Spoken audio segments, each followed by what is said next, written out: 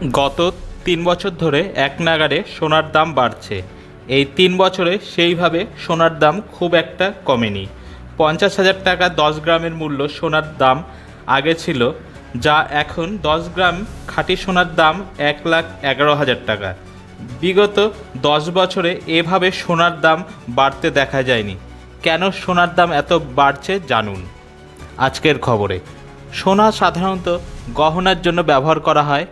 এছাড়াও বিভিন্ন ইলেকট্রনিক্স যেমন কম্পিউটার, ল্যাপটপ ও মোবাইল ফোনে ব্যবহার করা হয় সোনা হলো খুব নরম ধাতু ও বিদ্যুৎ পরিবহনে সক্ষম, তাই ইলেকট্রনিক্স প্রোডাক্টে ব্যবহার করা হয়।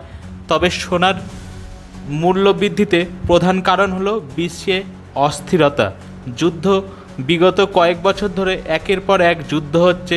রাশিয়া ইউক্রেন, হামাস ইসরায়েল যুদ্ধ, ভারত পাকিস্তান যুদ্ধ, ইসরায়েল ইরান যুদ্ধ, আমেরিকা ভেনেজুয়েলার আক্রমণের আশঙ্কা।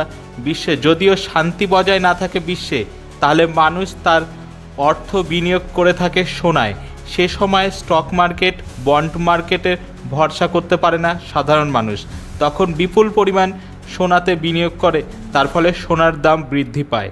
সোনার দাম বৃদ্ধির আরও একটি বড় কারণ হচ্ছে ভারত, চীন, ব্রাজিল এই সমস্ত দেশ বিপুল পরিমাণ সোনা দেশের কোষাগারে মজুত করছে।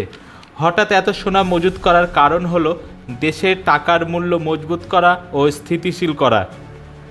সারা বিশ্বে ডলার ছাড়া নিজেদের দেশের টাকায় আমদানি রপ্তানি করা, এর জন্য বিপুল পরিমাণ সোনা কিনছে দেশ। ফলে প্রতিদিন বাড়ছে সোনার দাম।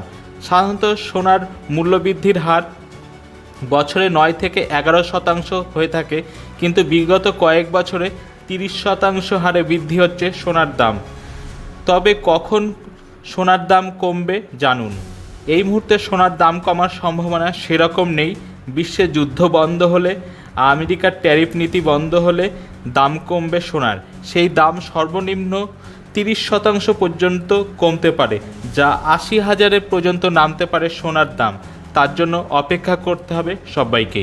এ বিষয়ে আরও খবর জানতে কলকাতা সমাচার চ্যানেলটি লাইক করুন, সাবস্ক্রাইব করুন ও বেল আইকনটি প্রেস করুন। ধন্যবাদ।